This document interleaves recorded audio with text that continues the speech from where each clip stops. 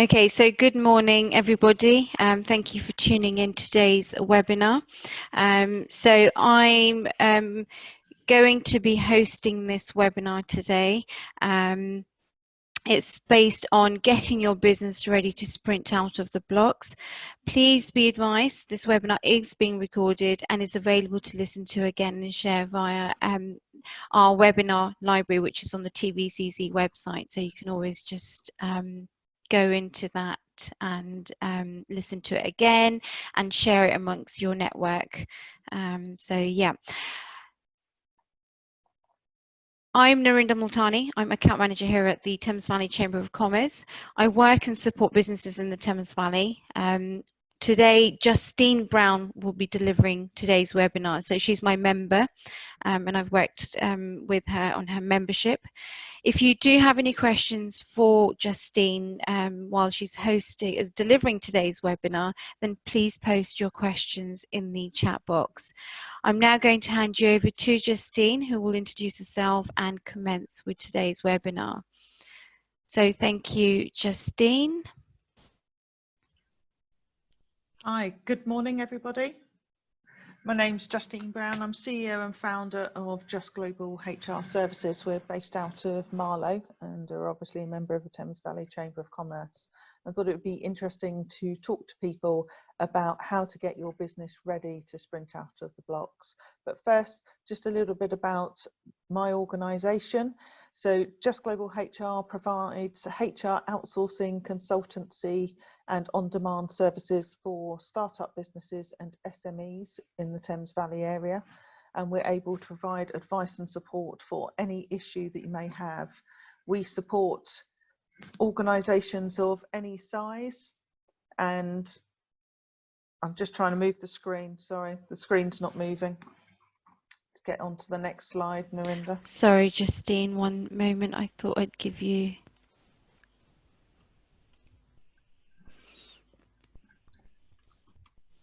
Okay.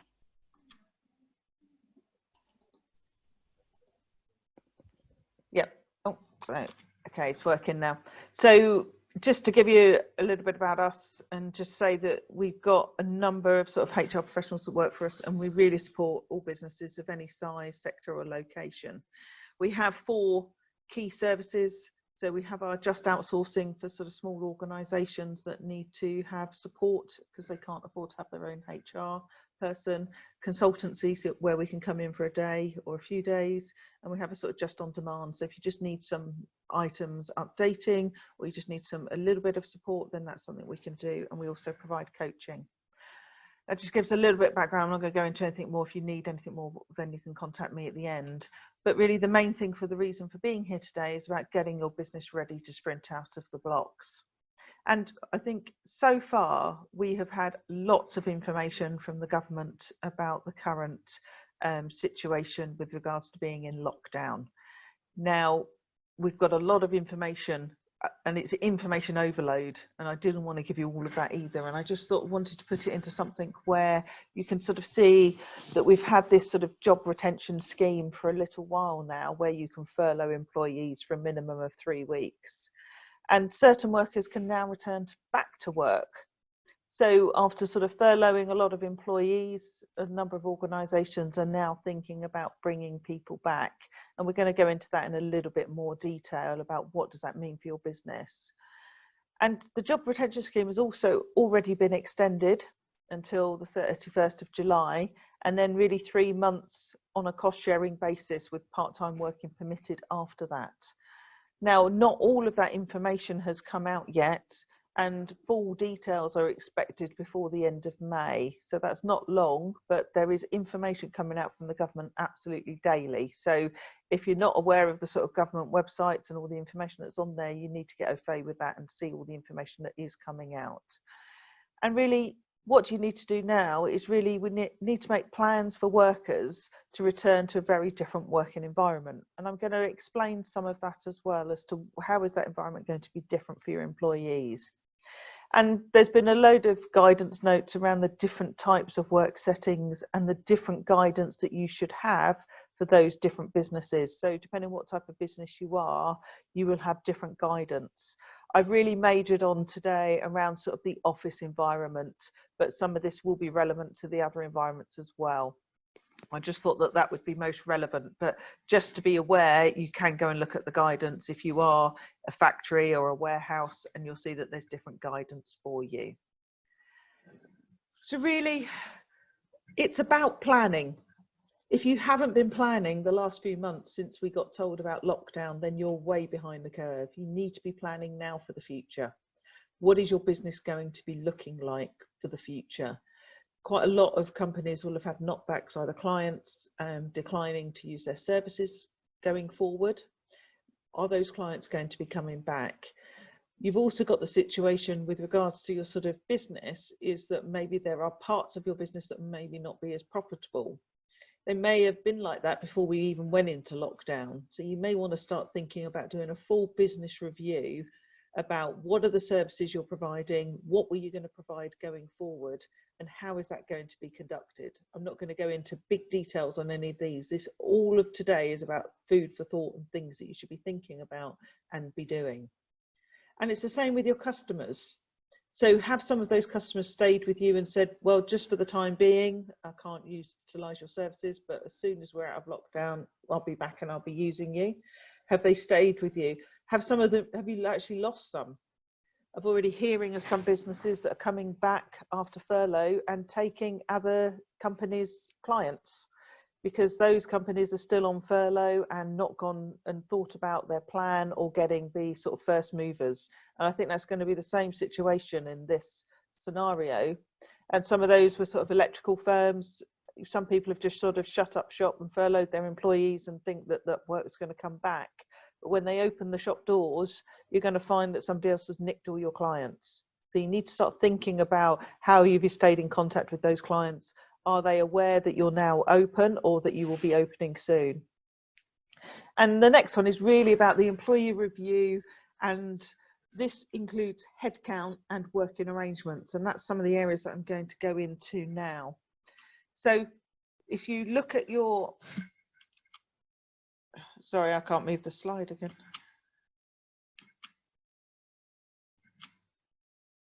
Okay, reviewing the headcount. So employees who are continuing to work. Most organisations may have 1 or 2 employees, it may be 10 employees. I've heard of organisations that have maybe furloughed 90 employees and kept 10 working. Well, you need to understand what that work is that those 10 are currently doing, and then whether that work is going to continue into the future. Are they currently overloaded with work? Do they need to bring somebody back off furlough? But as part of this, you're looking at your business from a different way. It's not very often that some of us have had the chance to have a bit of breathing space to look at the business and see whether the headcount that you had before you went into lockdown is the same headcount that you will need as you come out. And it may be a sort of staggered approach. So you've got some employees on furlough. Now, are they all coming back on the same day? Which might be normal if you're in a shop environment. You may say, we're opening the shop, everybody's back. But even then, with social distancing and the size of the shops, you may not be able to accommodate everybody all at once. Is it that you just want some of them back? And then how are you going to decide on that? Who returns, who and when? Or you might be having staggered returns. So you have somebody 1 week and one the next week. Again, how are you going to decide which one returns? I don't know what criteria you use to furlough the employees in the first place, but you may want to look at some of that criteria when you start bringing them back as well. And when do redundancy consultations start? It's been very evident from the information that we're picking up around organisations that, yes, people have furloughed, but some of them have done that because they were going to make them redundant anyway. Some of the companies were already in difficulty. They didn't need all the employees they've currently got. And again, this time of sort of thinking and reflection through the sort of lockdown means that when you're reviewing that headcount, you may decide that you don't need all the headcount to come back. So if some of them aren't going to come back, then you need to think about when you're going to be doing your redundancy consultations and what that involves. So really, this is all about what is your plan with regard to headcount. Now, the next slide, I can't get these slides to work, so you'll all have to bear with me. It's all good. Sorry, everybody. So just a quick question, Yep. Justine, are you finding companies are beginning to plan ahead, or are you being approached by any companies which are planning ahead and asking for any assistance or guidance? Yes, of course. And really that's around the sort of furloughing and when they're taking people back off furlough. So we've been dealing with a number of organisations already that have unfurloughed people, which is great to see. And most of that is because they've furloughed people. They thought, yeah, I think it's a great government scheme and they're sort of paying for them, but have realised that they can't do all the work themselves. And I think it is really difficult when, and we're going to go on it a bit later about sort of the overworking of the current employees that you've left working in the business. So I think you've also got that sort of restructure, and some of them are already thinking about the redundancies. So there's another organisation that I've been speaking to. They've got a whole bit of the business that is unlikely to come off going forward because they've already lost the client during the lockdown. Right. So they will have to make people redundant. That's not to say that that piece of work may not come back at a later date, but you can't afford to carry the employees at the moment. And it might be harsh decisions, but you know, if you're paying, I don't know, an average salary of £30,000 or £40,000 and 5 people are not working, then you can't have them really coming back into the business. Right. Okay. Thank you for that. Okay. So you should be able to move over to the next slide. Okay.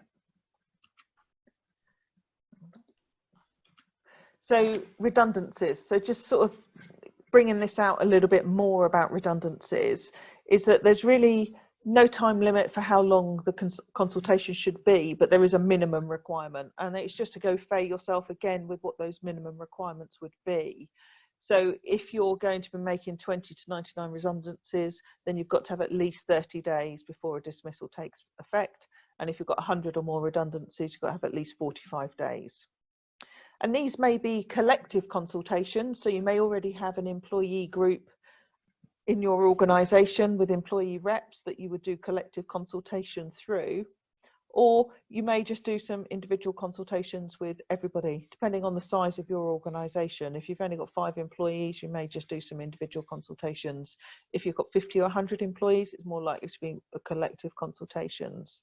And you've really got to think about how you're going to manage those consultations remotely. You know, and I'm not going to give you all the answers to this, but just even the thinking of it and who's going to be involved in those conversations, if you're going to do them over the sort of Zoom links and stuff, because obviously you can't meet people face to face, then how are you going to manage those consultations? How are you going to set up a ballot for choosing employee representatives? If you're an organisation that hasn't got a sort of collective consultation or an employee rep committee, then you're going to have to go through and ballot and choose your employee reps. Now, how are you going to go about doing that as you're all working remotely at the moment? And really, it is a good time to use the lockdown period to commence job reductions, I believe, and I put it as a question mark. Others may not believe so, but at least you can use the notice period for those employees during furlough. So if they are on furlough and being paid by the government, then you could use that period as their notice period so that you're not having to pay them when they come off furlough at a later date. So it is a good idea, as we've said already, to be thinking about how you're going to reduce employees. So next slide is about hiring, which may seem contrary to what we've just been talking about with redundancy. Oh, sorry, it goes to outplacement support. Sorry. Apologies for this. I think it's something to do with the remote control. So just bear with us if you do see, you know, the slides are not moving from one page to the other. I think it's just due to this technical thing. But Justine, it should be fine. You should be able to have remote control access now. Okay, good. So outplacement support. So this is just something to think about if you are making redundancies, as to how you're going to support those employees. And I'm very passionate about the fact that those people that you're making redundant need to have support as well. It's not a case of just saying, okay, we don't need you anymore, bye, off you go, you get your money, that's great. What sort of support are you going to give those people? You know, they are going to struggle with the coming to terms with the change. They're going to need things like career coaching, building their personal brand, CV prep, interview prep. and really looking at their own sort of personal marketing as they go out into the business world and find a new job. So make sure that you give realistic outplacement support for these employees. And there are programs that people can go on, and we run one as well, where you can have support for this employee as they go through this process. Because this really is not a great time to be made redundant. There are going to be so many organisations that will be making people redundant at the moment while we're in this difficult situation, but we do hope that that picks up shortly. You've really got to show compassion and empathy for these employees, and in doing that, they leave with a good positive attitude about the organisation. The last bit is about supporting the remainers. And we call them the remainers because they're going to be staying in your organisation. So anybody you treat poorly during this process will be remembered by the employees that are left in your organisation.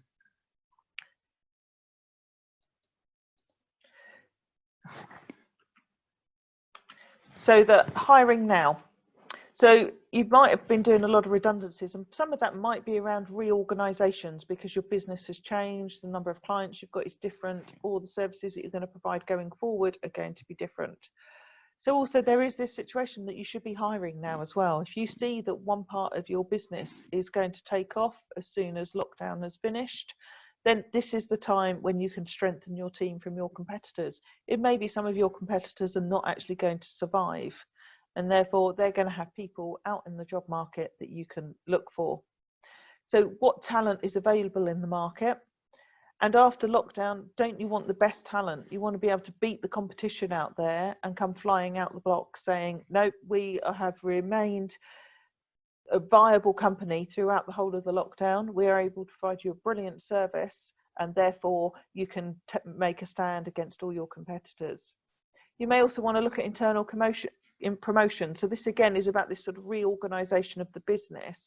Some of it may not be around just hiring people in. It may be looking at who you've got in your business already, whether any of those can go into different roles as you reorganize.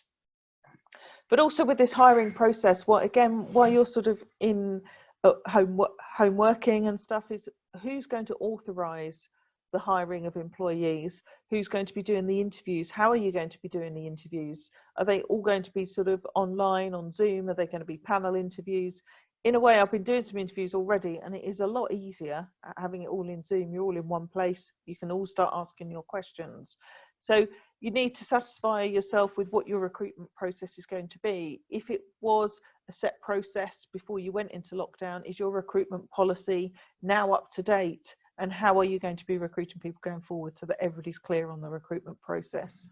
And then how are offers made, and what do you do about start dates? So are those start dates when you're opening the office? Are you going to allow a little bit of lead time?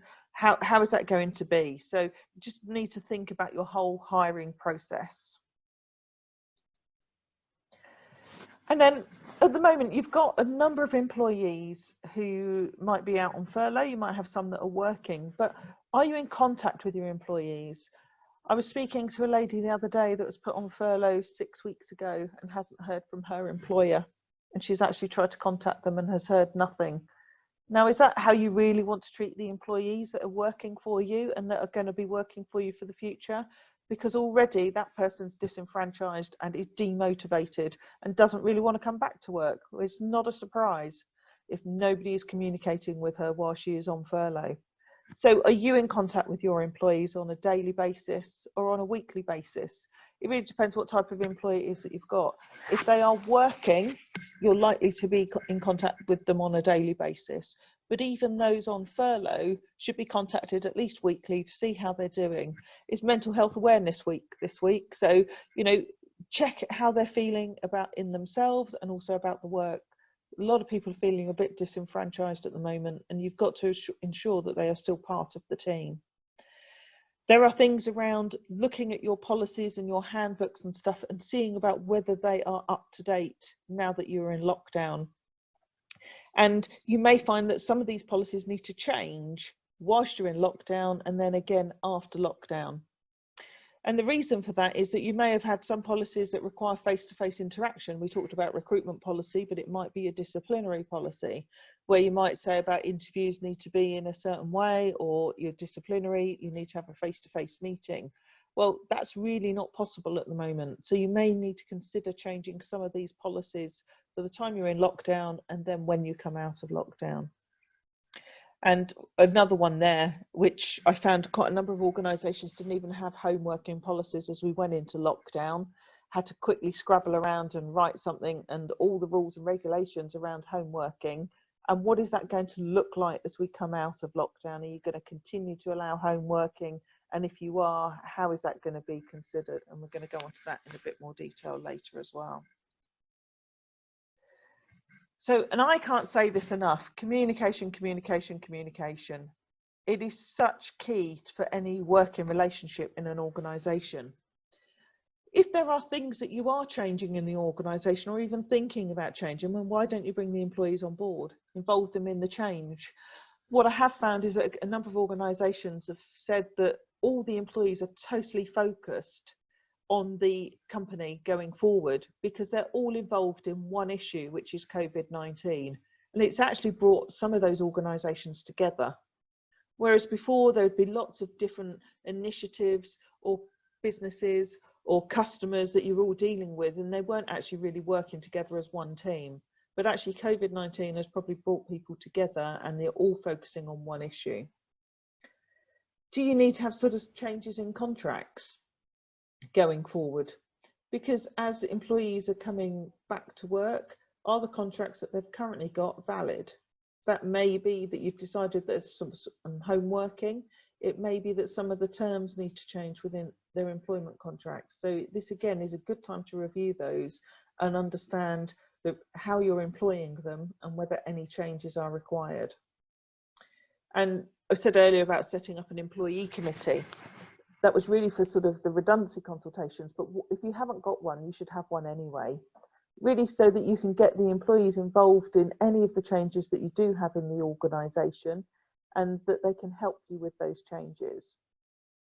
Now I've put on here 2P transfers. I'm not going to go into too much detail, but again, with the situation with some employers going to the wall and their businesses aren't going to survive, or some of them are changing the way that they're going to do business going forward, and there might be an area of their business that they want to sell off, or maybe they've not been successful in tendering for a piece of work and you win it, then obviously there's the 2P transfer situation that you need to be aware of as well. And you may be having people transferring into your organisation, and how do you communicate with them? And the reorganisations we've spoken about, and getting that communication all the way through that reorganisation so people are aware of what's going on. And even if you've got employee committees or you've got employee consultation committees, there will still be times when you need to do direct communication with all employees so that they feel a valued employee. And sometimes there might be just communication for certain groups if there is just one part of the business that's dealing with sort of one client. So home working. So we've obviously been forced to have some employees working from home. Some organisations even now have been unable to set up their employees at home and have furloughed them, and those people are not working at all. Those businesses may not survive this if they haven't been able to adapt quickly to home working. But you've been operating probably from employee homes for the last few weeks, and I don't know what criteria that you may have put in place for that. As we said earlier, you should have had a home working policy so that everybody was clear about the rules and regulations around home working for your business. And you've got to consider, is your business going to continue working from home or not? How are you going to make that decision? What is that going to be based on? There may be jobs that still now cannot be done at home, hence why you furloughed those employees in the first place. So you may need to consider whether that is a possibility, that part of the business, are those people actually going to be coming back? Are you going to need to make them redundant? Or is it that those people will be coming back into the office and other people can remain at home? The hours of work, I think we've seen a lot of information in the press, you know, Boris has spoken about this, you know, coming in at different times. what are the hours of work going to be? Do you want everybody in the office at the same time, or can it all be staggered working? Can there be some form of sort of shift patterns if you do need people in the office at certain times? How are you going to be doing your team meetings and your client meetings and your supplier meetings going forward? Because these are really important. Team meetings goes back to the communication and making sure that people are involved and understand what's happening in the business. But client meetings, are client meetings still going to continue remotely for a time being? And when do you think that will be lifted? Are you going to allow people to actually go and visit clients' premises? And if so, what are the regulations around that? What if clients want to come and visit you on your premises? What are you going to do? And the supplier meetings as well. You'll have suppliers that are providing stuff for you, you know, whether you've got a widget or two that needs to be provided, then how are those supplier meetings going to be done? So you may need to consider some amendments to your current home working policy for future working for your business.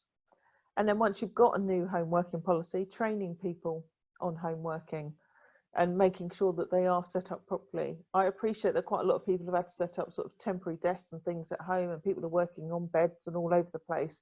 And probably we've all turned a little bit of a blind eye to the way that they are working. So really it's about how you make that more formal for the home working, and that people have got to have desks and a proper setup at home. So just think about how you want that to happen going forward. So the other areas, furloughed versus non-furloughed employees. They are both going to have had a different experience during lockdown.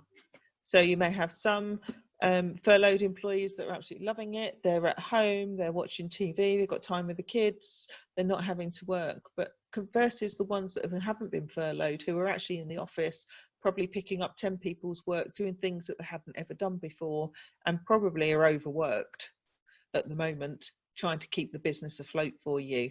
So if they are overworked, they're going to probably have had a different outcome than the ones that have been furloughed. So this is all about sort of thinking about that situation of the different types of employees that you're going to have as we come out of lockdown. So if employees have been overworked as they haven't been furloughed, what are you going to do about their roles, and how are you going to provide them support as you go back into the workplace? And employees who've been furloughed at home may be on 80% of their salary or 100% of their salary if you've been topping it up and not working. Well, it's just human nature that then resentments may come in. And is there going to be resentment between employees as they all come back into the workplace? Those that have received 100% of their pay for being at home, and others that have received 100% of their pay and have worked really, really hard. How are you going to build this new team? You can't imagine that everybody's just going to go back to the way that they were prior to lockdown. You're going to have to build that team up again. You're going to have to get them working together going forward without any resentments. So you may want to think about some team development, some team coaching, some team bonding. How are you going to do that, and what are you going to provide to ensure that all your employees are working for you and working really hard in order to grow your business? Okay, so, Justine, can I just mention in between, just want to ask if there is anybody that has questions, please feel free to post them and Justine will answer those accordingly.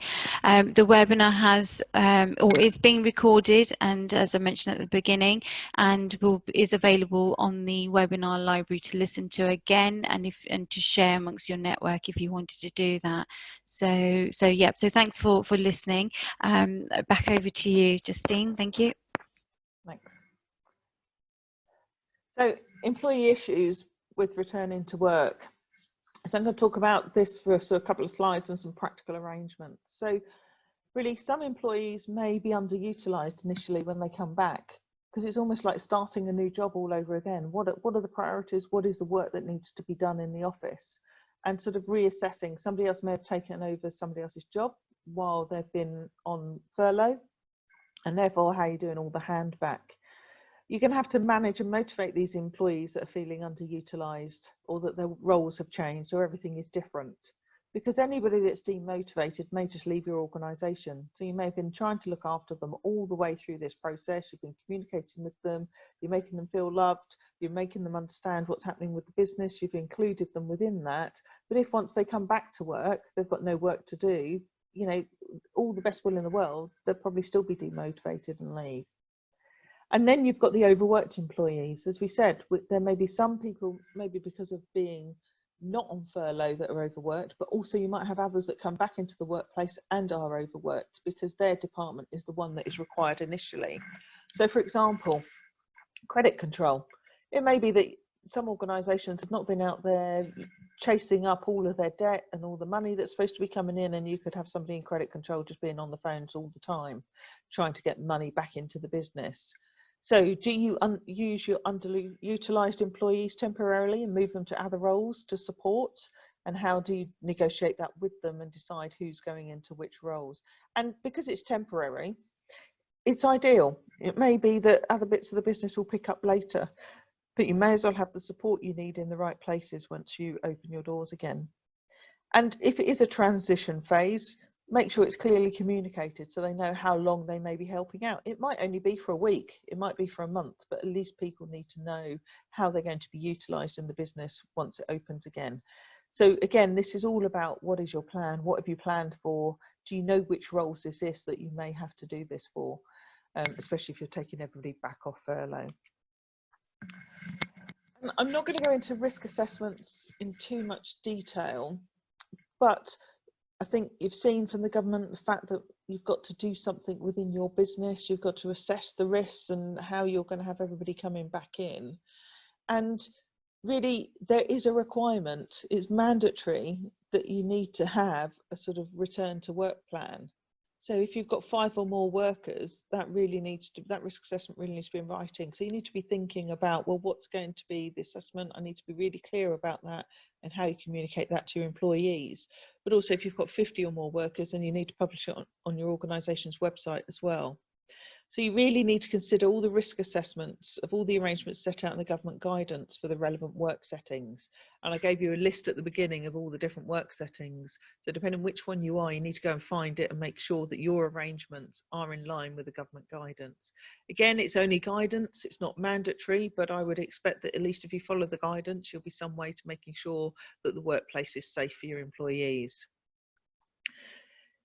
Said there also, you may have sort of specific guidance issued by a trade body. You know, there'll be other organisations maybe that provide the same service as you. They may want to have had sort of information given to them about what you should do and best practice. And this one's really important. Get medical advice from medical experts. So depending on what type of organisation you are, and if you have got like big health and safety risks and things, make sure you're getting the best medical advice you can. Don't just be looking on the internet and thinking that that's going to be ideal. Get proper advice for what's happening at the moment. And if there are safety measures that need to change in the workplace, then make sure you do those. So with the return to work of employers, and I've got another slide for sort of employees next, it really states that you should take preventative measures to reduce the risk to the lowest reasonable practical level. So employees should be ensuring that every reasonable effort to facilitate working from home, but no worker can be compelled to return to an unsafe environment.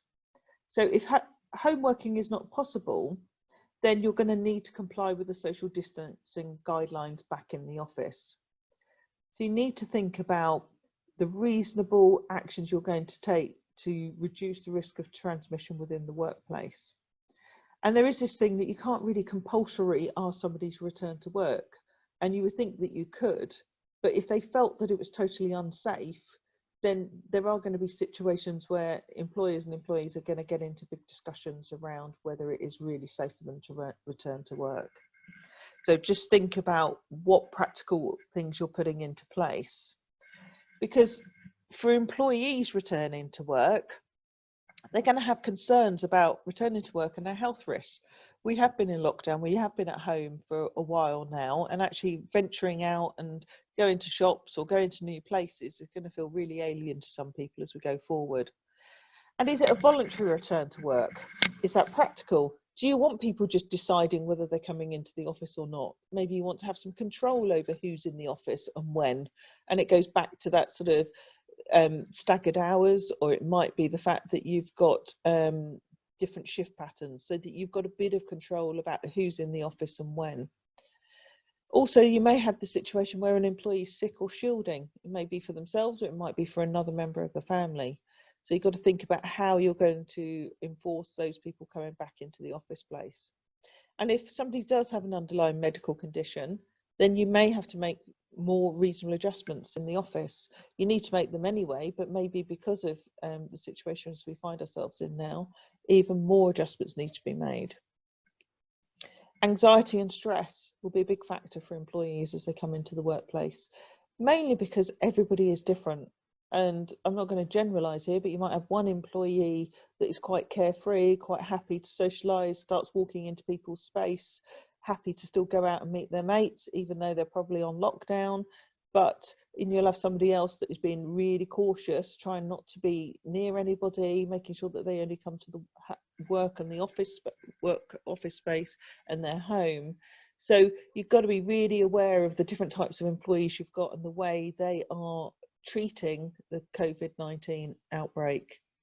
And there are things like mental health awareness training that may be required for those people suffering.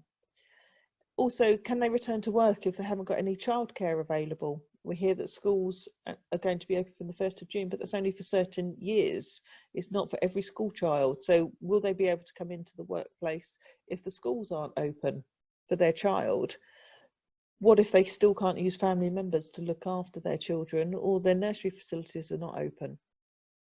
They also may have elder care issues, other people that they need to look after, maybe more vulnerable, need support, and they've been doing that up until coming back to work. They may be undertaking voluntary work. Up to now, a lot of people have been signing up to do voluntary work. Are you still going to allow them to do that when they return to work and to the office? Will you give them some time to help other people in their community? And the commuting to work / public transport. We've heard, ideally don't use public transport if you can't. If you can walk, bike, get in your car, that's fine. But are they going to have concerns about commuting to work? If their normal journey is on a train or a tube or a bus, they may not want to do that. And the return to work policy, do you have one? What are going to be your rules around returning to work, who returns to work, how you return to work, and all of the questions that I've raised above. And I want to leave you on this page with this fairness and treating everybody equally. You can't have different rules for different people. So you want to make sure that everybody has been treated fair when you are making these decisions, because any decision you make should then really be open to all the other employees as well. And really the sort of practical arrangements. So what things do you need to do? You've got the physical separation, using screens. I think you've probably seen these in the supermarkets, and not a lot of offices are now putting these in place. So even though you might have had an open plan office, you start going to put people into cubicles in that open plan environment. Signage and markings. So what signage? Are you going to have a one-way system for walking around the office? What other signs do you need to have up in the office? What are you going to do about making sure people are sort of cleaning their hands on a regular basis? So are you having a one-way system? Have you got different entrances and exits? And we've seen this a lot already in shops where you can only go in one way and come out another. Is it going to be the same for your office? Shift systems. So are you going to have a shift system even in the office? Are you going to have people sort of working at different times? Are you going to have a staff rotation scheme? And the reason for some of that is the fact that if your office is so small and you can't sit 2 meters away and you've got to rotate the staff in the office, I've been hearing that some organisation, you've got like team A coming in week 1 and team B coming in week 2, so that they can do a deep clean the weekend in between. So what are you going to do about the desk space for that? And how are you going to make sure all the desks are clean for when the next employee comes in? Avoiding sort of physical meetings. So even though you're all back in the office, you may not want to have sort of physical meetings. You may want to ensure that people are still calling each other, even though they're in the office, you might be able to see them from a distance, but they'll be able to call them. So really think about sort of physical meetings, going up to people's desks and chatting, and how are you going to do that in the office place? Any additional cleaning and hygiene measures? Are these in between? If you do staggered shifts and so you have a changeover at lunchtime or sometime in the day where people are sharing a desk, then think about how you're going to do all the additional cleaning. Limits on work-related travel. Are you going to allow people to travel for business anymore? Are they going to go and see their clients and their suppliers, and vice versa? what's going to be the etiquette for people coming into the office? So do you want to get approval from somebody within your organisation if you are going to have a visitor on site? Who is that visitor? What PPE do they need to wear if they're coming to visit you? Or what rules and regulations do they need if they're coming to visit you? And it's the same with your deliveries. So make sure you've got this sort of office etiquette that everybody is aware of and how you're going to behave. And it may be that you need to temporarily remove some of your communal areas. So maybe if you had sort of breakout areas that everybody could sit in, if you're going to do that, how are you going to clean them in between each use? And that's the same with the kitchens. How are you going to ensure that that is clean in between each use? Are you going to just say to people, bring your own food and drink in, and you just got to sit at your desk, or you're doing shorter days? And employee social events, I think quite a lot of this has sort of gone online for now. Just think about how you are going to continue to sort of have your social events with your employees and what's that going to look like. So Justine, quick question. Just say if, you know, everybody goes back to work and it's all, you know, a bit normal than it was, you know, in recent months, and companies want to start organising their meetings and events again. What you know, do they need to be doing? I know you've touched on some really useful points there, but when it comes down to you know, restarting the meetings and events, does it mean that they might need to be scaled down so that there's fewer people attending? Or well, at the moment, I think you can only go by the guidance you get each day from the government, and it changes daily, and that is one of the biggest problems we've all got at the moment, is keeping up to date with their legislation or guidance. And at the moment, you're only allowed to meet one person and have social distancing, and that is really for going out and about. They haven't really discussed that in the offices environment. So I think there's this thing of, you can go to the office, you can go and sit at a desk and you can work, and then you can leave. They haven't really put too much information, and the information I've put here is really the sort of thoughts I've been thinking about. Well, how are we going to do any of this? You're not really going to be able to have physical meetings in the office unless you can say, okay, well, we've got an office meeting room that's big enough that we can space 4 people 2 meters apart so we can have a conversation. And will the company need to supply the PPE, or will the individuals be instructed beforehand? Do you think that, you know, you need to have, you know, gloves on or masks on? Yeah, I think again, it's going to depend on the work environment. It's going to depend on the employer as well, and the employee. So you're going to have some employees that will have travelled all the way to work in their own PPE, depending on the type of travel that they're using. And it's whether you're asking them to change that PPE when they come into your workplace. And if you are, then you would need to be supplying that. And there are going to be some roles where they are going to need the PPE. Again, if you're putting them, if everybody's coming in and it's a small office and you're in your little cubicle and you've got your sides up, do you need to be wearing your PPE at your desk? And that's a decision that you need to make as an organisation. There'll be some organisations, if you're the cleaner in the office, you'll be wearing your PPE all the time as you're cleaning.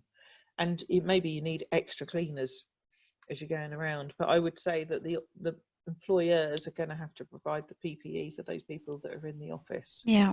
I'm not saying that that's a given, but I think it's the safest way to know that they're wearing some. And it goes back to saying, well, this is the office etiquette. This is the way that, you know, we want you to behave around here. Yeah. Which is why, okay. So if I just go on to the next one, which is just about managing holiday. There's been information coming out on holiday, on furloughed employees for ages, and can they take holiday and annual leave? And yes, they can, and it does get paid for, and it gets paid for at their existing rate. So even if you furloughed them and paying them 80%, if they decide to take their holiday, you have to pay them 100% of their existing salary for the holiday that they've got taken. But some people are asking employees to take holiday now. Is that something that you want to do? Do you really want them to have holiday left at the end of the year, all stacked up, and everybody off at the same time? So you may want to review your holiday and annual leave policy now. And I've had an organisation already sort of changing theirs and saying, okay, well, we'll carry forward an extra 5 days on top of the 5 days we usually allow people to carry forward, so they can carry 10 over into next year. And then we're going to ask everybody to take the rest of their holiday this year. So they can take it while they're on furlough. They can take it while they are working. Those that are working at home can still take holiday. So encourage them to take the holiday now, if that's what you want to do. I appreciate they can't go abroad, but there's still times when you might want a holiday in the UK. You may want to nominate a holiday period. So it may be that you decide that you are actually going to shut the office and that everybody that week is going to have a holiday period, and you can nominate that and pay them their holiday pay. I think I've seen situations where some employers have allowed employees to cancel and decline taking their holiday. So the employees are in charge. And this is why you as an employer might want to take charge and decide what's going to happen about holiday in your organisation. And I've talked about carrying the holiday through to next year.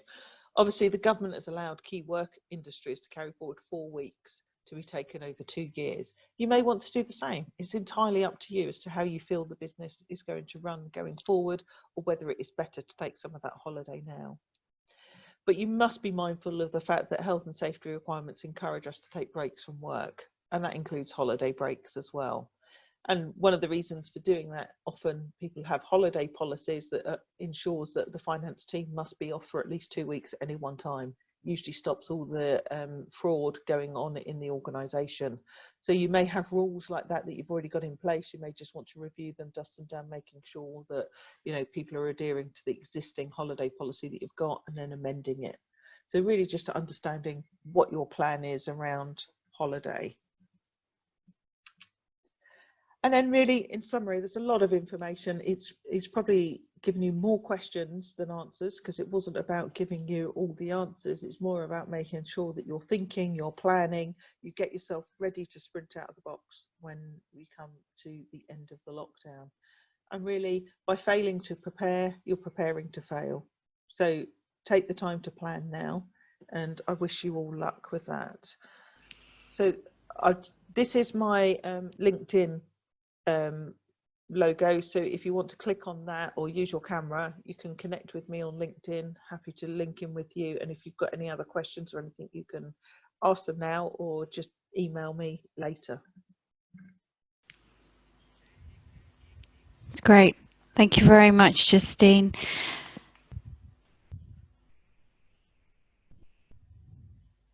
So is there any questions there, Miranda? Okay,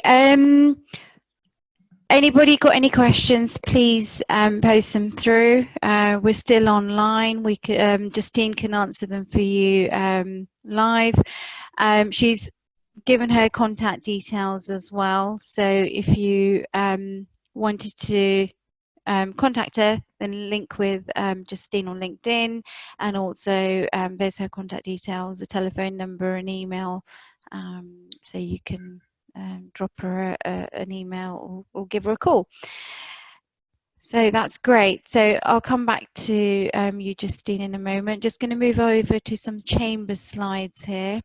So this is the chamber membership model. So we've actually moved over from an employee-based model to value-based, so members can actually enjoy an enhanced membership experience that will give you a much stronger offering. So you can choose the tier you want to be in and make the most of that. So each tier is actually designed to attract a business depending on the level of exposure they wish to gain, as well as savings that can be made. So that's our membership model. Please visit our website, which is at the bottom there, thamesvalleychamber.co.uk, for more details. Okay, so we're in this current situation of COVID-19. The Chamber's launched a business continuity toolkit, which is aimed at ensuring you've got access to a single portal. So we've got an information support and guidance hub available. There's multiple webinars we're doing tied around COVID to help support companies out there. So what Justine, for example, has delivered today has been fantastic, and you've really touched on a hot topic, Justine, today, and give us a good insight on lots of different areas, including furloughing. So thank you for that. So yeah, once again, thank you, Justine, for educating us on getting your business ready to sprint out of the blocks. It's it's a really hot topic that you've touched on, as I've mentioned already, and it's been engaging and quite interesting to learn about some of the areas that we may not be aware of already. So thank you for doing this today. As I mentioned a couple of times, this webinar has been recorded. You can listen to it again, or you can share it amongst your network. There's a link on the Chamber website via our webinar library, which you can access. So yeah, all good. Justine, is there anything else that you want to maybe mention? No, thank you everybody for attending. And again, if you need anything, please call us. You know, we're happy to help. Perfect. So as you can see, I've got Justine's details there again. That's Justine's direct email address. And then, as she's mentioned it or stated it here in her slide as well, that's for LinkedIn. Take maybe a picture of that if you want to link in with her on LinkedIn. So all good. Thank you very much, Justine. Thank you. Okay, bye everybody. Bye. Thank you, bye.